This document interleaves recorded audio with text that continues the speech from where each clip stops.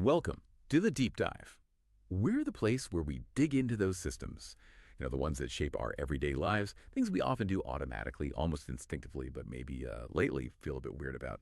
And today, oh boy, we are doing a massive deep dive into one that feels particularly American and increasingly awkward. Tipping, gratuity. I mean, be honest, when was the last time you felt that little pang of something?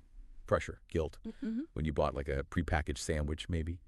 Or you used a self-checkout, and suddenly, boom, there's this screen asking for an 18, 20, 25% tip. It feels like it's shifted, hasn't it, from maybe a nice gesture, an expression of thanks, to something, well, something like transactional guilt.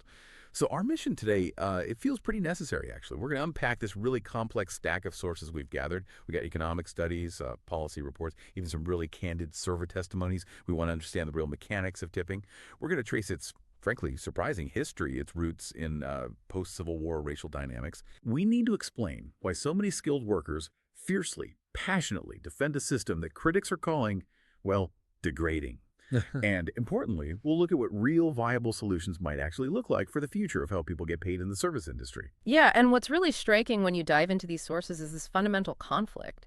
It's an ethical clash, an economic one, too. You've got these two completely opposing realities presented.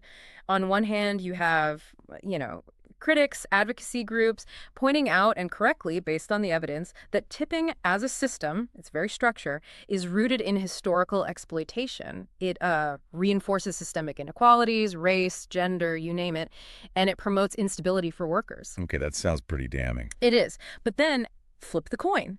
The sources also make it crystal clear that for a significant chunk of the workforce, we're talking experienced, highly skilled professionals, often in, busy, high-end places, the current tipping model, that's their main source of income. Right. And often it's a high income. So it's like it's a flawed system, but it pays well for some. Exactly. It's like these golden handcuffs, right? Yeah. The system itself is, inherently flawed, deeply problematic in many ways, but getting rid of it, for those who've mastered the game, that could mean a huge pay cut, a really significant hit to their earnings. Right. And that tension, that's the real knot. That's what we need to carefully untangle for you today. Okay, let's do it. Let's unpack this. Starting where we should. At the beginning, we need to look at the case against gratuity first, the history, the ethics, the legal side, and those origins. Yeah, they seem pretty disturbing based on the outline. Yeah, it feels like this ancient tradition, right? Tipping. But its arrival in the U.S. labor market, it's actually much more recent than you might think. It was largely brought over by wealthy Americans, folks traveling back from Europe. This was mainly in the decades right after the Civil War. Okay, after the Civil War. Yeah. And they brought it back from Europe? They did. And here's the kicker, the real irony. They were adopting it just as the practice was actually fading out, declining in Europe itself. But for these returning elites, it was a status symbol. It showed they were sophisticated, up on European etiquette, a way to flaunt their travels, really. Huh. So timing is crucial then, post-Civil War. What group of workers did this imported status symbol practice get applied to when it landed here? Well, that's where it gets really problematic. It was overwhelmingly applied to the most vulnerable workers. We're talking unskilled laborers, and a huge number of them were newly freed slaves or recent immigrants, people with very little economic power. So it wasn't about rewarding good service from the start? Not primarily, no. The sources suggest it was quite deliberate. Employers used it almost strategically as a way to build a system where they could avoid paying actual wages or pay incredibly low wages. They basically forced these workers to depend entirely on the whim, the generosity, or lack thereof of the customer just to survive. Wow. Okay, so the sources are saying this wasn't just some accidental thing that happened. It was like an active strategy by businesses. It seems so. Yeah. And it was championed by some major corporations at the time. The most infamous example, the one that always comes up, is the railroad industry, specifically the Pullman Company and its porters. Ah, the Pullman porters, right. I've heard about this. Yeah, the Pullman Company was, notorious is probably the right word.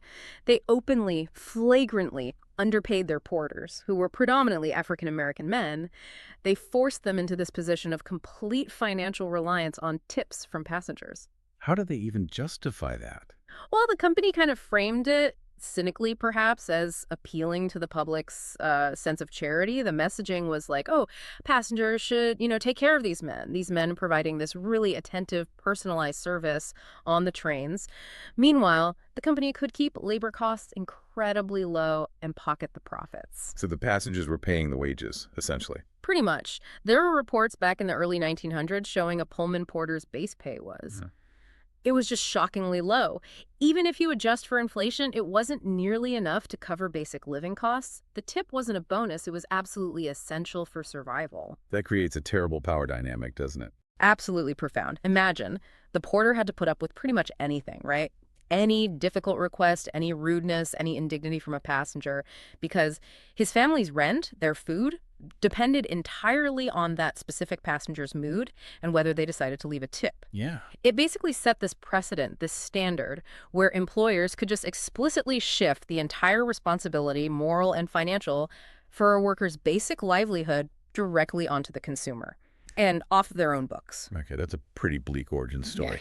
And then this wasn't just a sort of informal practice. It actually got baked into the law. Hardwired in, yeah.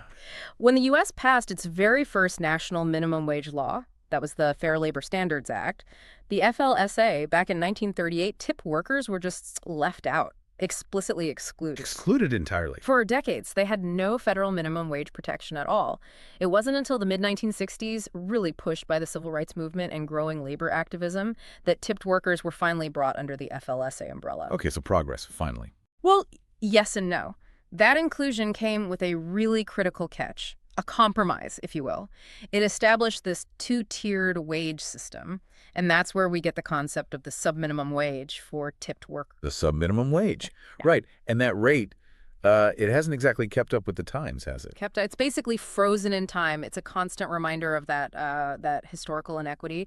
The federal tipped minimum wage is, and this number is often shocking to people, just $2.13 per hour. $2.13. Per hour. And that rate hasn't been increased since, wait for it, 1991. 1991. That's staggering. It is. And this is where this mechanism called the tip credit becomes so important. You really need to understand this because it's the engine driving the whole system. And frankly, a lot of the exploitation the sources point to. Okay, break down the tip credit for us. All right. So the full federal minimum wage right now is $7.25 an hour. Okay? The tip credit is the difference between that full minimum wage and the tipped minimum wage. So $7.25 minus $2.13 equals $5.12 per hour. 12. Okay. That $5.12 is the amount that the employer is legally allowed to credit towards their minimum wage obligation using the tips the server actually earns from customers. Right. So walk me through an example. If a server makes, say, $10 an hour in tips. Yep. In that case, the employer only legally has to pay them that base $2.13 per hour, because the $10 in tips more than covers that $5.12 tip credit needed to reach the $7.25 minimum. So the customer is essentially paying, what, like 70% of that worker's minimum wage? You got it. The customer is directly subsidizing the bulk of the employer's legal wage obligation. That's how the system is designed to function at the federal level. Okay, but what if the server doesn't make enough in tips, like on a really slow night? Okay, that's the supposed safeguard. The law does state that if the tips earned plus that $2.13 base wage do not add up to the full minimum wage of $7.25 per hour for that work week, then the employer is legally required to make up the difference. They have to pay that gap. Okay, so there's a floor, theoretically. Theoretically is the key word there, because the sources we looked at, testimony from workers, reports from the Department of Labor, they all show this is where the system often completely breaks down. It leads to, well, endemic wage theft. Wage theft. It sounds like it should be simple math. It sounds simple, but the reality of enforcing it is a nightmare. First off, think about who has to prove it. The burden often falls squarely on the worker. Not the employer. Often not in practice. Yeah. The employer might have their own system for tracking tips, maybe through the POS system, but it's often opaque. So the server basically has to become their own accountant. They need to meticulously track their own hours, calculate their tips accurately, maybe keep a log, and then double check every single paycheck to make sure the math works out and the employer paid the difference if needed. That sounds exhausting and risky. Extremely. And then there's the enforcement side. The Department of Labor, which is supposed to enforce this, is, by most accounts, chronically underfunded and understaffed. They rarely conduct proactive audits of restaurants. Enforcement usually only happens if a worker files a formal complaint. Which brings us back to the power dynamic. Right? Exactly. Imagine you're that worker. You're making $2.13 an hour plus tips. Your rent depends on those tips, and it depends on getting enough shifts from your manager. Are you realistically going to march into the office and accuse your boss, the person who controls your schedule, your sections, basically your livelihood, of stealing wages from you? Probably not. You'd be afraid of retaliation, getting fired, getting bad shifts. Precisely. It's an incredibly high barrier, psychologically and practically. And the data, it backs us up completely. The scale of the problem is huge. In just 1 year, 2016, the Department of Labor found that the food service industry owed workers a staggering $39.8 million in back wages due to violations like this. 39.8 million in 1 year. Yeah, and that's likely the tip of the iceberg, right? That's only the cases they caught. It's the predictable result, many argue, of a system fundamentally designed around not paying a full wage directly. Okay, so we've got this system born from post-slavery exploitation. It's perpetuated by this outdated law, the $2.13 wage, which basically facilitates wage theft. Yeah. Now let's connect that structure to the inequalities we see today. Specifically, let's talk about race and gender bias. How does tipping play into that? This is absolutely critical because when you shift the primary responsibility for someone's pay away from the employer, who is at least theoretically bound by anti-discrimination laws in hiring and pay setting, and you put it onto the individual customer, well, the customer isn't bound by those laws in their tipping habits. Ah, I see where this is going. You embed all the existing societal biases, conscious or unconscious, directly into people's paychecks. And the studies on this are, frankly, stark. They show unequivocally that customers, and this is important, customers of all races tend to give higher tips to white servers and bartenders, higher than they give to servers and bartenders of color, consistently. Wow. Do we have specific numbers on that income gap? We do. There was a significant study looking at median estimated hourly tip earnings over a 5-year period, from 2010 to 2016. The differences are really quite jarring. Okay, let's hear them. White servers, their median hourly tip earnings were estimated at $7.06. For Latinx workers, it was $6.08. For Black front-of-house workers, $5.57. And for Asian workers, it was the lowest, at $4.77 per hour in tips. So a white server is making potentially over $2 an hour more in tips than an Asian server, just based on what? Customer perception bias? Pretty much. It's compounded hour after hour, shift after shift. It's a direct financial penalty based on race, mediated through the customer's tipping decision. And beyond race, the sources highlight a really toxic dynamic related to gender, right? Especially since, something like 2/3 of servers nationally are women. Yeah, about 68% nationally are women. And tipping absolutely creates this environment where servers, particularly women, feel economically pressured, sometimes even compelled, to tolerate inappropriate behavior from customers just to earn their living wage. How does that connection work? It's that power imbalance again.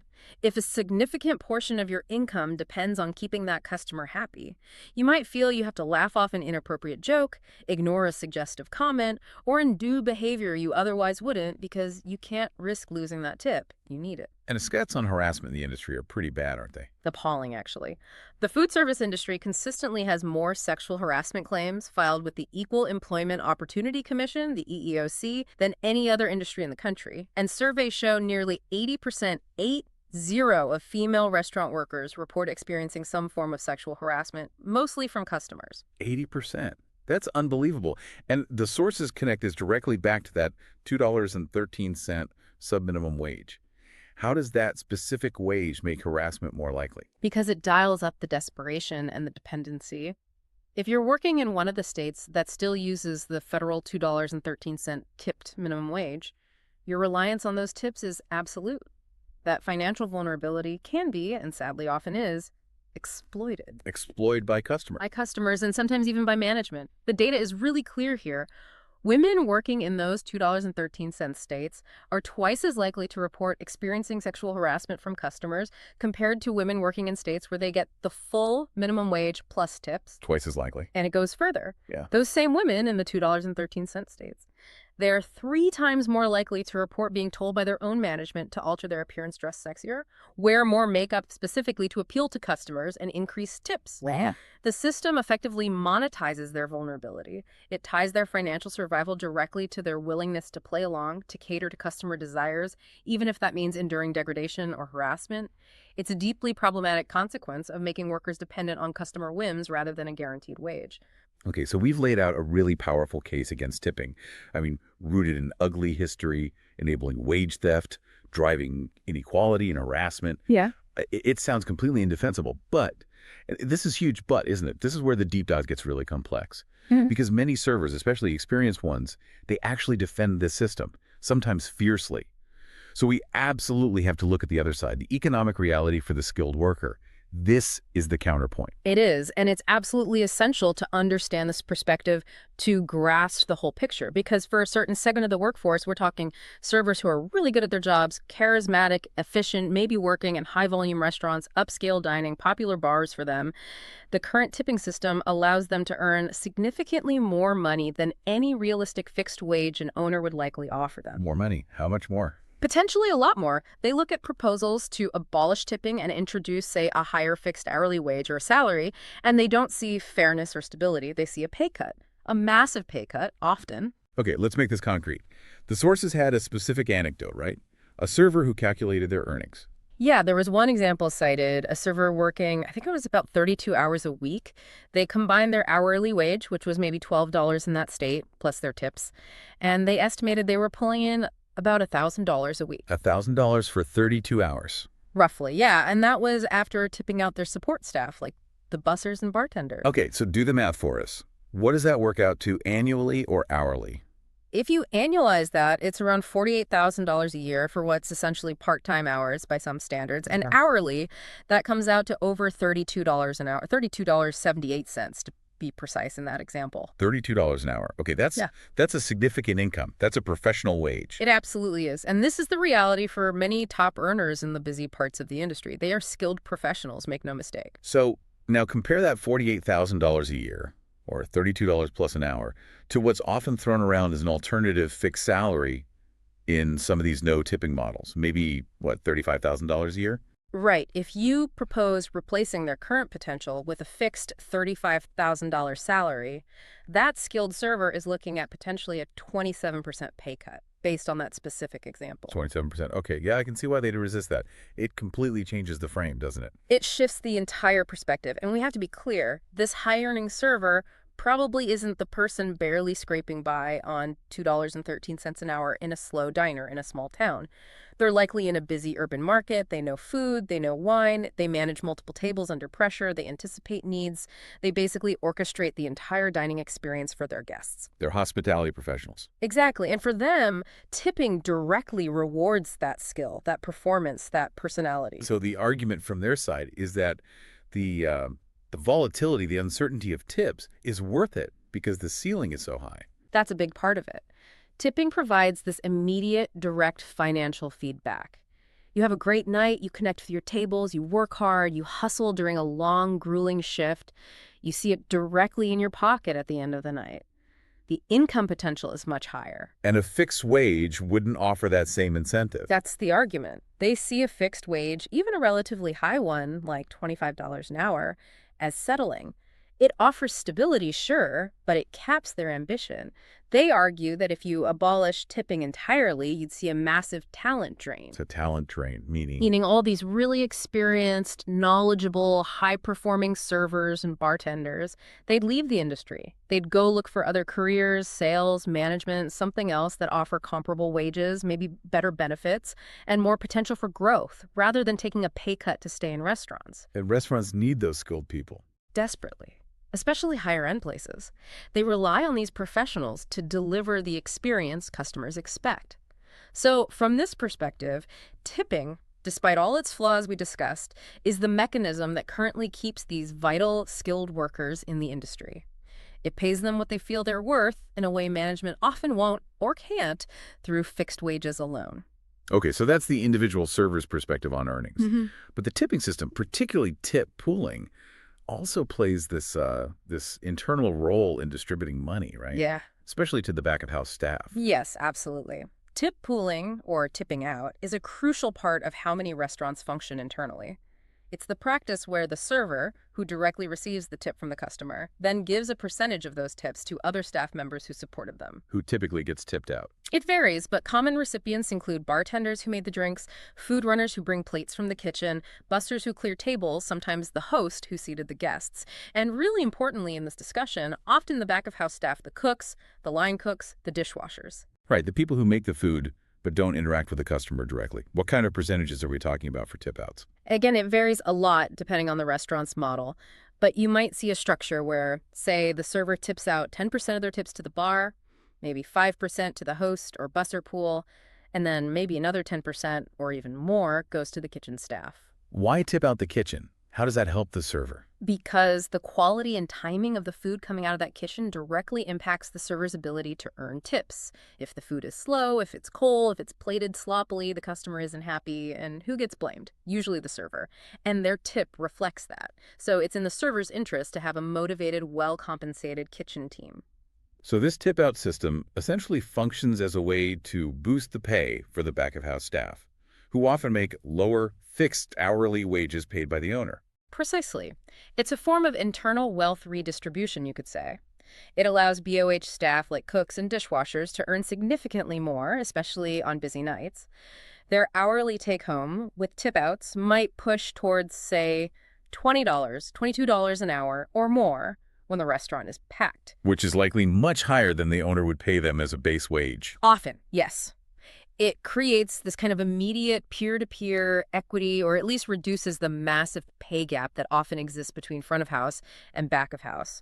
The staff are essentially funding each other's raises through this pooled system. And there was a legal change related to this recently, wasn't there? About sharing tips with the kitchen. Yes, that's an important point. Historically, under the Fair Labor Standards Act, it was often illegal for tips to be shared with employees who don't customarily receive tips, like cooks and dishwashers, if the employer was taking a tip credit for the front-of-house staff. But a 2018 amendment to the FLSA changed that. It basically legalized what's called unlocked tip pooling in most states.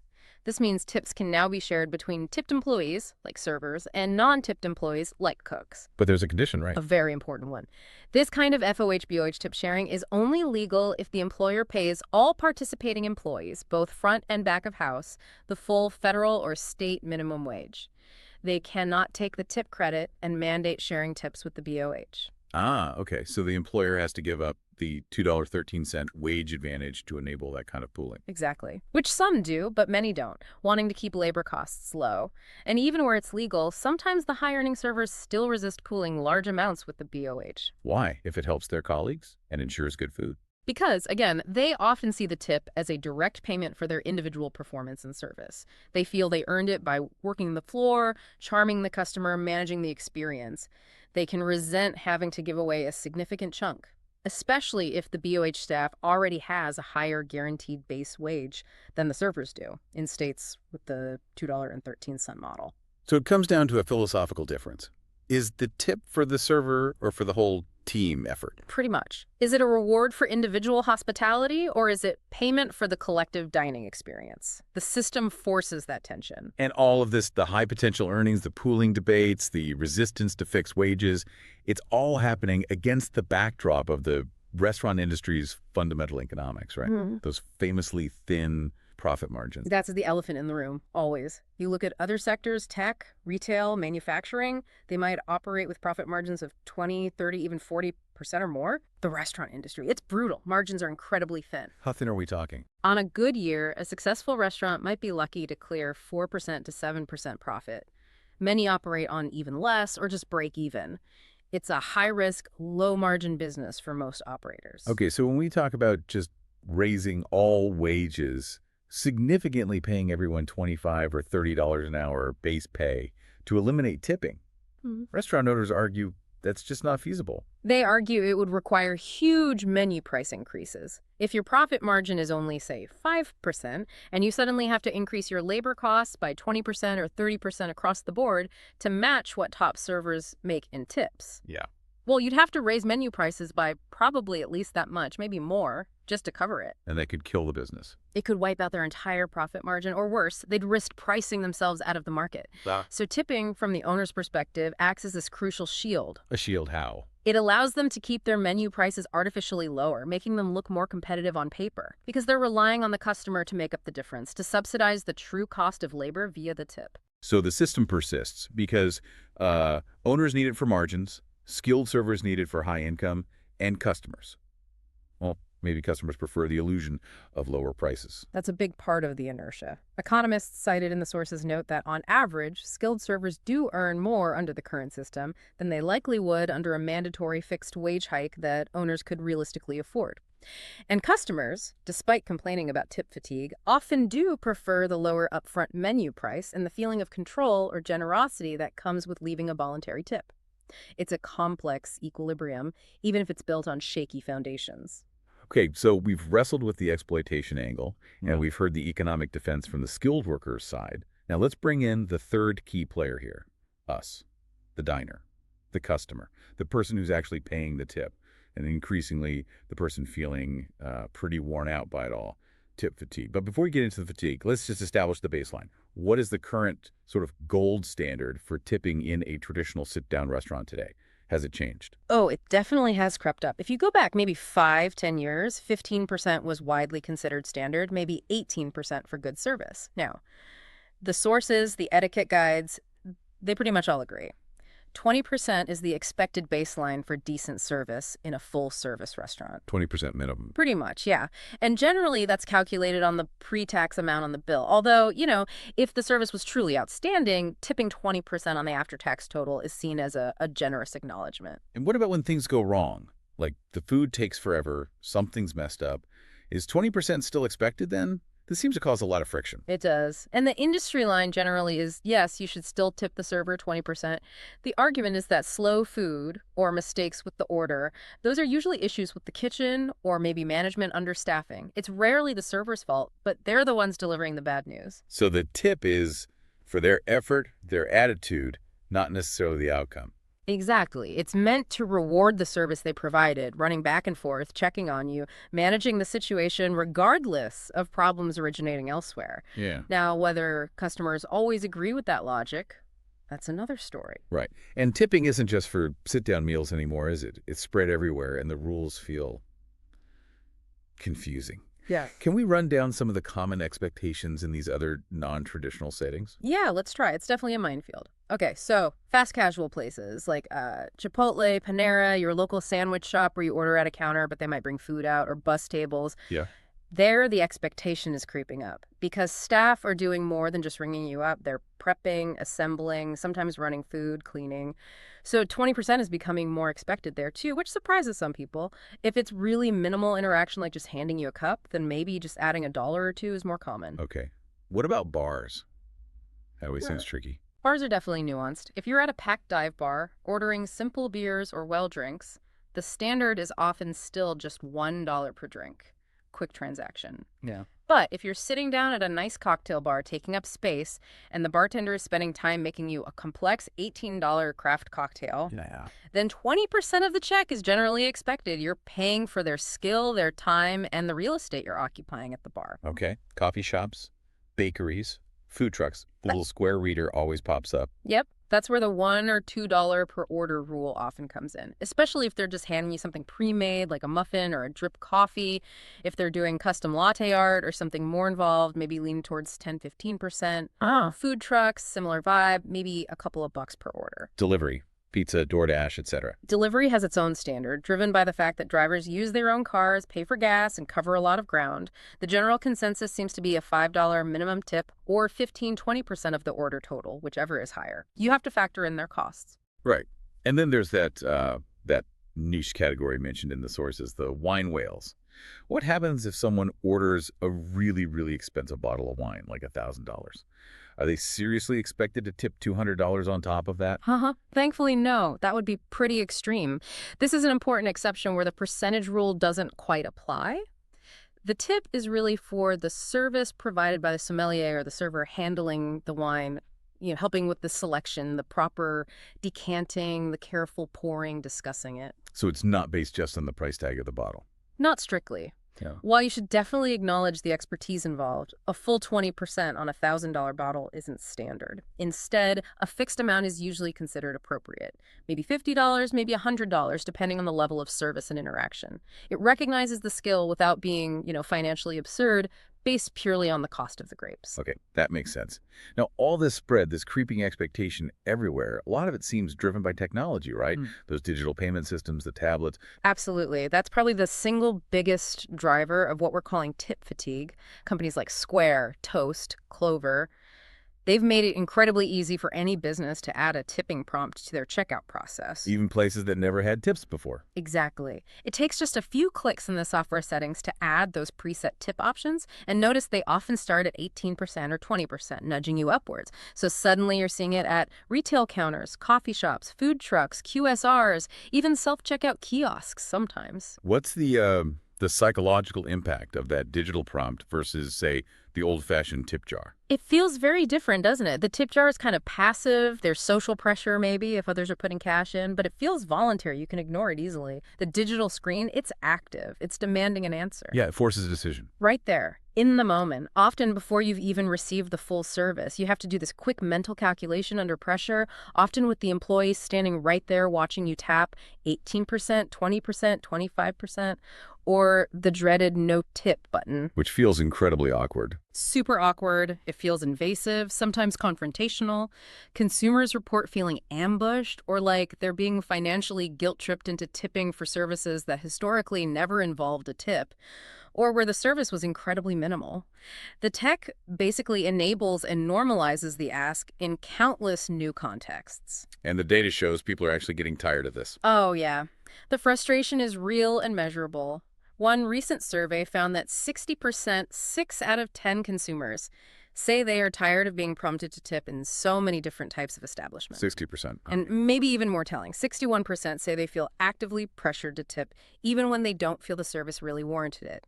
That feeling of obligation or avoiding confrontation is clearly widespread. Is this fatigue actually changing behavior? Are people tipping less?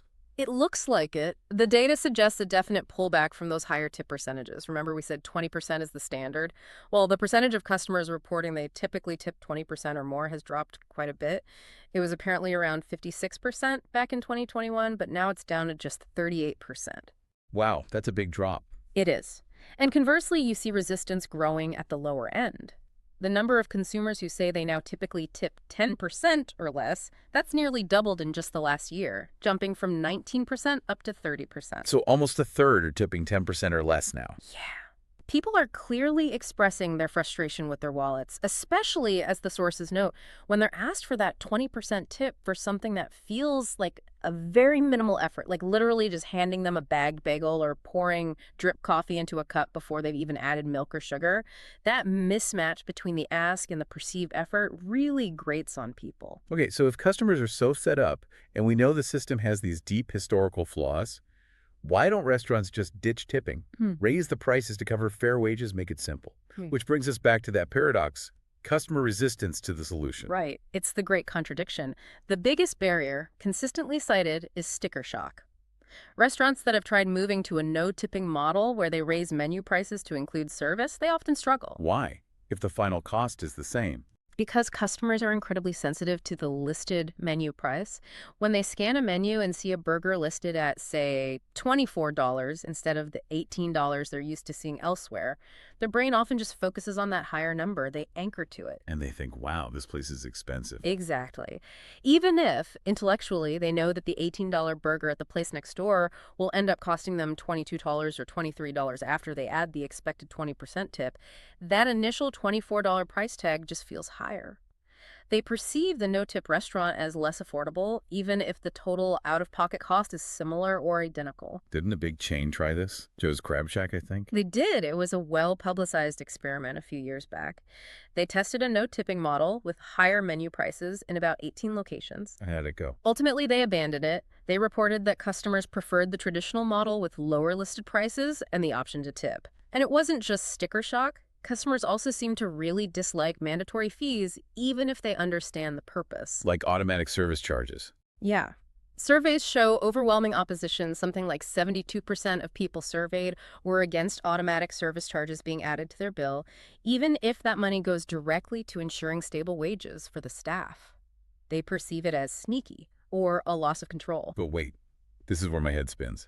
Because didn't you just say that other polling shows a majority of people claim they'd be willing to pay more? Exactly. That's the disconnect. The Some Kinds of surveys often find that around 61% of consumers say they would be willing to pay higher menu prices if it meant eliminating tipping entirely and guaranteeing that restaurant staff received higher, more stable wages. So we say we want fairness and transparency. We say we want it. We agree it's the right thing to do, in theory.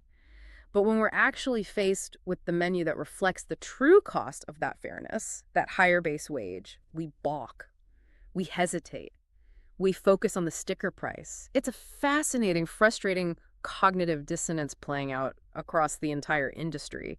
And that dissonance, that gap between what consumers say they want and how they actually behave when faced with higher menu prices, that really traps the industry, doesn't it? Yeah, it seems like they're caught between our desire for ethical treatment of workers and our own resistance to seeing the cost of that reflected up front. Which leads us right into looking at the actual attempts to change things and why they've often struggled. We have to talk about those high-profile experiments with no tipping models. Right, the most famous one probably being Danny Meyer's restaurant group, Union Square Hospitality Group, right? They launched that hospitality included or high I initiative.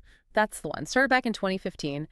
And their stated goal was absolutely admirable. It was primarily about addressing that huge, often unfair pay gap between the tipped front-of-house staff, the servers and bartenders making good money, and the traditionally lower-paid back-of-house staff, the cooks, the dishwashers. They wanted to create more equity. A noble goal. Yeah. How did it actually play out? The sources suggested it wasn't exactly a smooth ride. No. Despite the prestige of USHG and Danny Meyer himself, the sources we reviewed indicate the experiment ultimately ran into significant problems, mostly due to pushback from both staff and customers. Okay, what was the staff pushback? We talked about the talent drain idea. Did it actually happen? It seems it did, to a significant degree. Reports suggest that somewhere between 30 and 40% of their long-term experienced front-of-house staff actually quit after hospitality included was implemented. 30 to 40%. Wow. Why? Money, primarily. They saw their colleagues working at similar high-end restaurants right across the street,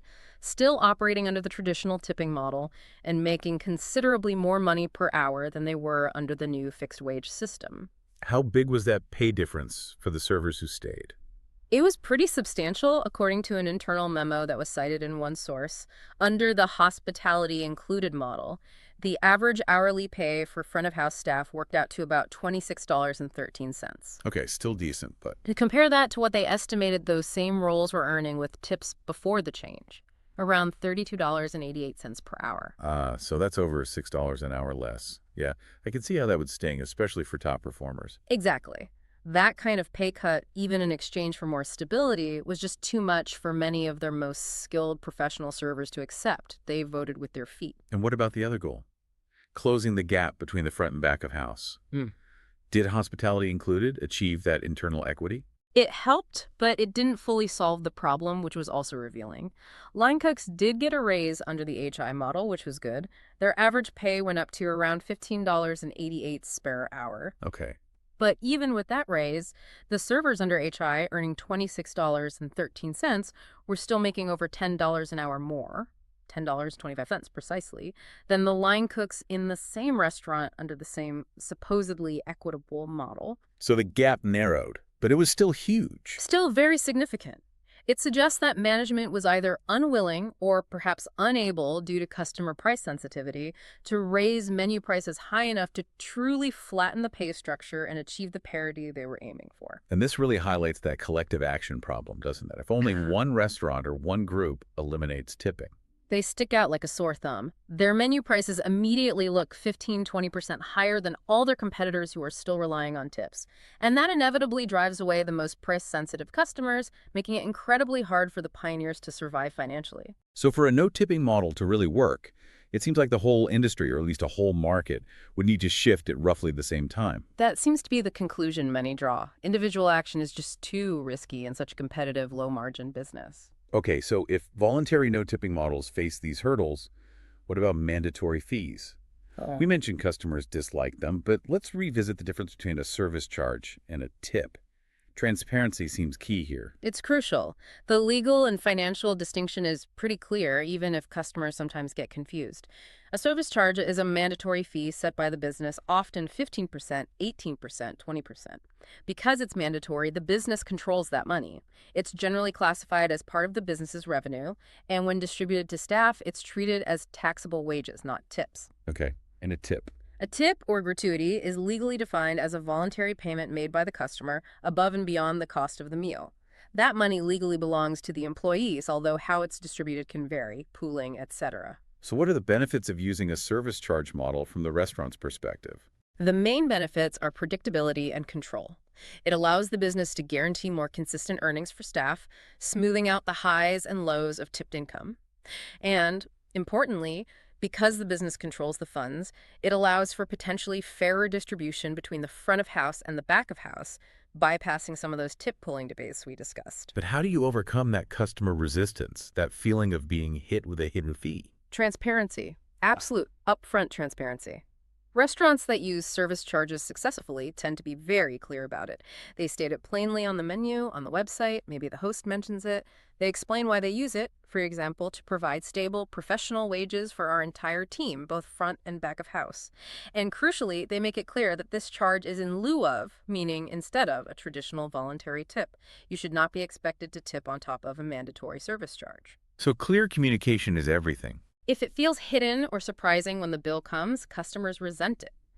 If it's explained clearly as the way the restaurant chooses to compensate its staff fairly, acceptance seems to be higher. Okay, so individual restaurants can try these models with transparency. But if we're talking about systemic change, maybe the real solution lies in policy, specifically tackling that foundational issue we started with, the tipped subminimum wage. Many advocacy groups, like One Fair Wage, argue exactly that. This is the core reform they push for. We heard political figures mentioned in the sources, like Alexandria Ocasio-Cortez calling that $2.13 federal rate indentured servitude. Strong words. Yeah, and the policy goal is pretty straightforward. Eliminate the two-tiered wage system entirely. Mandate that all workers, including tipped workers, must receive the full federal or state minimum wage directly from their employer, just like almost every other type of worker. Tips would then be entirely on top of that guaranteed base wage. Not used to subsidize it. Correct. Tips become true gratuity again, not a substitute for wages. Now, we don't actually have to guess what would happen if we did this nationally, right? Because some states already do it. The equal treatment states. Exactly. This is crucial. We have real-world evidence. There are currently 7 states, Alaska, California, Minnesota, Montana, Nevada, Oregon, and Washington, that have already eliminated the subminimum wage for tipped workers. In those states, restaurants are required to pay their servers, bartenders, etc., the full state minimum wage, which is often much higher than the federal $7.25 before tips. Okay, so what does the data from those 7 states show? Does it support the case for eliminating the subminimum wage? The data presented in the sources is overwhelmingly positive. It directly contradicts a lot of the fear-mongering from the restaurant lobby about job losses and business closures. Okay, give us the highlights. What are the results? First, pretty straightforward. Tip workers in these equal treatment states have significantly higher median total earnings, base wage plus tips, compared to their counterparts in the states still using the $2.13 model. They just make more money overall. Higher wages. Makes sense. Yeah. What else? Second, and this is arguably even more powerful, is the impact on poverty. The poverty rates for wait staff and bartenders in these 7 states are dramatically lower. One study found the poverty rate was around 10.2% in the equal treatment states, compared to 18.0% in the $2.13 states. Wow, nearly an 8-point difference in poverty rates. Just by guaranteeing the full minimum wage as a baseline, that's a huge impact on economic security for these workers and their families. And what about the industry's main argument? That forcing them to pay the full minimum wage will kill jobs and hurt the restaurant sector. The data suggests that's empirically false. Multiple studies have looked at this, and they've found that the full-service restaurant sector in these 7 equal treatment states actually showed faster employment growth over the past decade compared to the states stuck on the $2.13 model. Faster growth, not slower. Faster growth. It demonstrates that businesses can and do successfully adapt to paying a fair base wage. They adjust their models, maybe slightly raise prices transparently, improve efficiency, and the industry continues to thrive and even grow faster. It doesn't lead to the mass job losses that are often predicted. Okay, that seems like pretty compelling evidence for eliminating the subminimum wage. Before we wrap up, though, there's one more policy proposal floating around that sounds different. This push to make tips tax-free. What's the story there? Yes, the no tax on tips idea. This has been gaining some traction, pushed in Congress, and I think in over 20 state legislatures recently. The pitch sounds appealing on the surface. Let tipped workers keep all their tips without paying federal or state income tax on them. Sounds like a straightforward win for workers, right? More money in their pocket. That's the framing. But the sources we looked at, particularly they're from economists and labor policy groups, are deeply critical. They widely pan it as a regressive tax gimmick. Regressive Yeah. gimmick. Why? Well, several reasons. First, who benefits most? Think about it. It's the highest earning tipped workers, the ones making 50K, 80K, even $100 plus in tips in high-end establishment.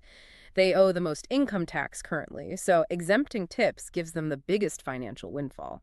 Okay.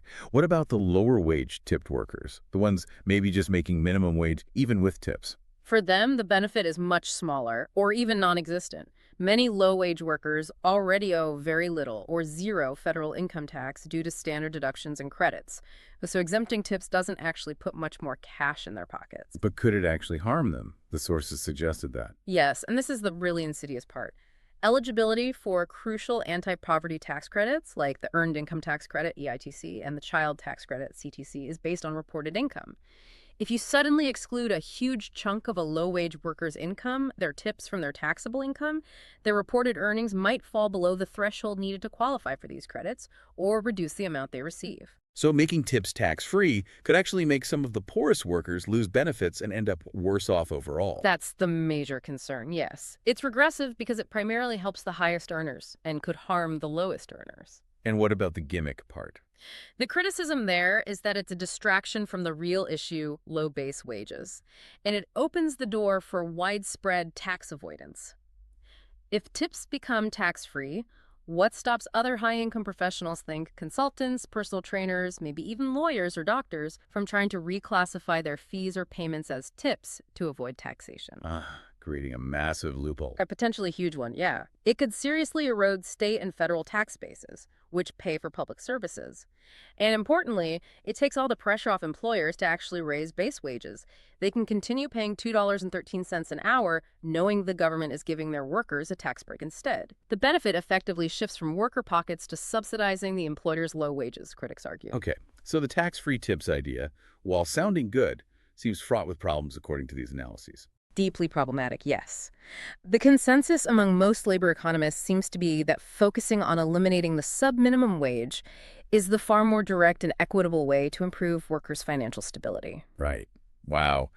Okay, we've covered a lot of ground here. We started this deep dive looking at this everyday ritual, tipping, something that feels almost automatic, and we've ended up navigating this really complex, high-stakes economic battleground. We traced its roots back to post-slavery exploitation, saw how the $2.13 wage enables wage theft and inequality, but also understood the compelling economic reasons why skilled professionals cling to it. We felt the consumer's growing fatigue with those ubiquitous screens and explored the policy debates, from failed no-tip experiments to the proven success of equal treatment states. The core conflict really seems unresolved, doesn't it? It's this tension between the clear economic necessity for many workers under the current system versus the strong ethical and historical arguments against it from advocates and increasingly frustrated consumers. Yeah, and that point about the industry being held hostage by the system really resonates from the sources. Restaurants seem trapped. They're caught between knowing the current wage structure is often unfair and unsustainable, particularly for the BOH, but being terrified of raising menu prices to reflect the actual professional cost of labor. Why?